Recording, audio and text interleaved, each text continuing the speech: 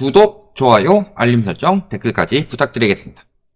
자, 지금 2차 폭락 온다. 아까도 질문하신 분도 있지만 저희는 2차 폭락을 이야기를 하고 있고, 근데 언론에서는 올해 집값 하락한다고는 하는데 올해가 저점이다, 이런 이야기를 하죠.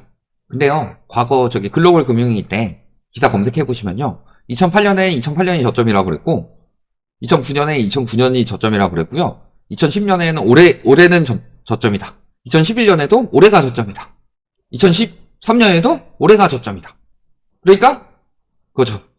레포트 완료, 레포트 진짜 완료, 레포트 진짜 완료, 레포트 완료, 이게 진짜, 이런 느낌으로 계속 하고 있는 건데, 이번에도 똑같이 이야기를 하고 있다. 그런데요, 집값이 떨어지는 순서에 대해서 우리가 생각을 해봐야 되죠. 어느 부분이 거품이 더 먼저 끼고 어느 부분이 거품이 먼저 빠지냐, 이런 부분을 생각을 했을 때 집값은 분명히 선도하는 게 있다. 예를 들어서 잘 생각해 봅시다. 강남 집값이 계속 폭락하는데 분당, 과천, 혹은 마용성, 이런 곳들이요 계속 올라가서 강남을 역전할 수 있을까요? 그런 거고, 지방적으로는 지금 여러 가지 대책 때문에 지방 순서는 조금 달라질 수 있어도 우리가 이런 순서를 생각을 해야 되죠. 어떤 아파트가 가장 먼저 올라갔어요? 실질적으로 집값 상승기를 이끈 것은 2014년 7월부터였죠. 이때 초이노믹스가 시행이 되고, 그 다음에 10월에 재건축 연한 완화가 시행이 됐고, 그 다음에 12월에 부동산 3법이 시행이 됐죠. 부동산 3법은 뭐였다? 분상제 폐지, 제초안 폐지, 말론 유예지만, 그 다음에 조합원 3주택 허용. 자, 그러면은 어느 아파트가 먼저 영향을 받았을까요? 재건축 연한 완화를 하고, 분상제 폐지에서 재건축 분양을 할 때 더 비싼 가격으로 분양할 수 있게 하고, 그 다음에 제초안 폐지에서 분담금 더 많이 안 나가게 만들고, 그 다음에 조합원들에게 3주택까지 허용해 주면서 재건축의 가치를 높였죠. 즉, 재건축 가격이 먼저 올라가기 시작한다. 재건축 가격이 올라가게 되면 어떻게 돼요? 재건축을 부숴서 짓는 신축 가격이 올라가죠. 그리고 신축 가격이 올라가면서 구축 가격을 끌어올린다. 왜냐면 신축을 못 사가지고 돈 있는 사람들이, 예를 들어 예전에 10억이면 신축 샀는데 지금 15억이에요. 그러면 10억 집밖에 못 사는 사람들은 집을 사긴 사야 되고 계속 올라갈 것 같으니까 구축이라도 사는 거고. 그러니까 재건축을 중심으로 가격을 띄운다. 그래서요, 잘 생각해보세요. 부동산 투자라고 해가지고 높으신 분들이 뭘 가지고 있는지. 관훈클럽이라고 말씀드린 적 있죠. 관훈클럽이 강남 재건축을 많이 가지고 있어요. 그래서 강남 집값 뜬다, 재건축 집값 뜬다, 이런 언론이 진짜로 분석적으로 나오겠냐. 또 국회의원들 보면 어때요? 국회의원들 뭐 가지고 있어요? 특히 건설 쪽에 많이 일했던 국회의원분들 여러 채 가지고 있지 않으면 강남 재건축을 가지고 있다. 강남 재건축을 여러 채 가지고 있는 경우도 있고, 물론. 그러니까 왜 그들이 재건축을 가지고 하겠느냐. 재건축에는 여러 가지 규제를 묶었다가 풀었다가 하면서 장난질을 칠 수 있기 때문이죠. 그게 신축 구축으로 따라가니까 재건축이 가장 영향을 빠르게 받을 수 있다. 내가 이런 법안을 내서 통과가 되면은 내가 가장 수익을 볼 수 있다. 이런 게 재건축이니까 재건축을 많이 사죠. 즉, 재건축 중심으로 가격이 먼저 형성이 된다. 재건축 가격이 오르지 않으면 신축 가격이 오를 수가 없습니다. 재건축 자체가 싸기 때문에 부수고 새로 짓는다고 하더라도 신축이 비싸게 나올 수가 없으니까. 그래서 재건축, 신축, 구축 형식으로 간다. 그런데 재건축 가격이 뚝뚝 떨어지고 있습니다. 자, 강북 최대 재건축 미미삼 호가 뚝 떨어지고 있다고 하죠. 강북이잖아. 노도강은 원래 떨어지는 거고 똘똘한 체인 강남은 올라. 자, 송파, 목동, 버블 세븐이었던 곳들이죠. 송파구, 잠실동, 양천, 목동, 이런 주요 재건축 단지들의 집값이 하락 반전하고 있다. 송파, 목동은 그래도 강남, 서초는 달라. 강남, 서초도 압구정, 현대가 13억 떨어졌답니다. 재건축 가격이 먼저 영향을 받고 있어요. 그러니까 그 다음에 뭐가 나와요? 신축이 나오는 거고. 그런 거고, 지금 재건축 가격이 떨어지는 이유에 대해서 뭐라고 하고 있어요? 분담금. 첫 번째가 분담금 이야기를 많이 하죠. 추가 분담금 공고. 실거주 요건은 그 다음 이야기고, 말 같지도 않아요. 실거주 요건은요, 분양권에 해당되는 거지 입주권에 해당이 없어요. 이런 부분 생각하셔야 되는 거고, 그럼에도 불구하고 막 추가 분담금 때문에 지금 너무 힘들어요, 재건축이. 그래서 재건축이 안 되는 거고, 제초안 폐지해주고 분담금 떨어뜨릴 수 있게 분상제도 폐지해가지고 가격 좀 올릴 수 있게 해주세요. 분담금이 올라가는 이유가 뭐겠냐. 분담금 12억 내라고 해놓고서 조합장 월급은 올리고 있다.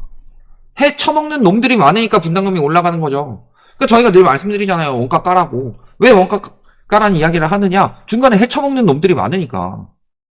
재건축 힘들어 죽겠어요. 재건축 잘 진행 안 되고 있죠. 그러면은 조합을 위해서 일하는 사람이라면은 빨리 어떻게든 진행하고서 내 월급이라도 까가지고 싸게 하도록 만들어야 되는데 조합장 월급 올리고 있어요. 그러니까 원가를 까가지고 이 문제점을 해결을 해야 되는데 원가는 영업비밀이래요. 이런 상황인 거고, 그러니까 재건축 가격 계속 올라가야 되고 분담금 올라가고 그러니까 뭐 비싸게 분양할 수밖에 없고, 이게 말도 안 되는 소리라는 거다. 그러니까 지금 재건축 시장이 무너지고 있는 거고, 재건축 다음에 신축은 어때요? 마피가 나오고 있습니다. 적게는 수천만 원에서 많게는 1억 원 가격에 마피가 속출하고 있다. 아, 지방이 그렇겠지. 서울은 괜찮아요. 서울에 있는 송파구의 송파더 플래티넘 매물이 13억 1천만 원으로 같은 평형 같은 층 분양가 14억 3천만 원보다 1억 2천 낮은 가격에 나오고 있다. 또 이문 아이파크자이, 여기도 분양가보다 1억 가까이 낮아진 11억에 거래가 됐다. 또 인천 송도 자이더스타, 여기도 9억 2,730만 원. 송도가 9억이에요. 말이 돼요? 마피 5천만 원 적용된 8억 7,730만 원이 매물이 올라왔는데 팔리지 않고 있죠. 근데 지방은 더 심한 거고, 분양가가 2, 3억대인데 마피가 1억 원이 나온다. 지방이 더 심한 거고. 그러니까 이게 신축 가격이 떨어지고 있는 거예요. 신축 중에서도 완전 신축이죠. 분양권이라는 게 뭐예요? 곧 입주할 곳들인데, 곧 입주할 곳이 있던가 아니면 입주를 해서도 분양권 거래가 되는 경우가 있죠. 등기되기 전까지. 그게 지금 이러고 있는 거예요. 재건축 가격 떨어지고 신축 가격 떨어졌어요. 그 다음에 어디로 가겠어요? 그런데 일부 어떤 단지 가격 올랐다고, 거래량 늘어났다고 집값이 올라가는 상황이 오느냐. 구축이 신축과 재건축을 끌어올리는 그런 시장이 오겠느냐. 그럴 거면 구축 안 사고 신축을 사죠, 그 돈으로. 상식적으로 생각을 해봐라. 그리고 저렇게 분양권 입주까지 다 되기 전에 분양 자체가 잘 되느냐. 분양 시장이 죽어가니까 분양권 시장도 죽어가는 거고, 이게 신축 가격에 영향을 미치는 거죠. 그리고 분양이 잘 안 되니까 재건축도 추진을 못하는 거고, 계속 분담금만 늘어나는 거죠. 이런 상황에서 할인 분양이 늘어나고 있죠. 9천만 원까지 깎아준다. 또 플라죠. 수천만 원 할인에 다단계 마케팅, 이런 것도 나오고 있고요. 암호화폐 결제도 나오고 있습니다.